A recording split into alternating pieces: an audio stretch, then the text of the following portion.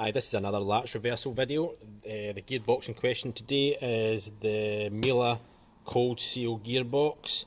Again, no screw on the latch to easily remove it, turn it and put it back in. You actually need to remove the door lock from the door to access this screw. There's also a little spring in here that I'll show you in 2 seconds. It needs to be held back when you put it back in. So remove the screw, you can just see the springs sprung out. So now you don't have any spring in the latch.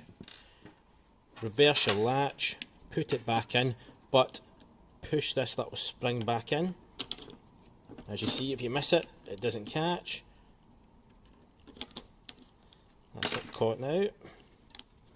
Make sure you get your spring and then put your screw back on.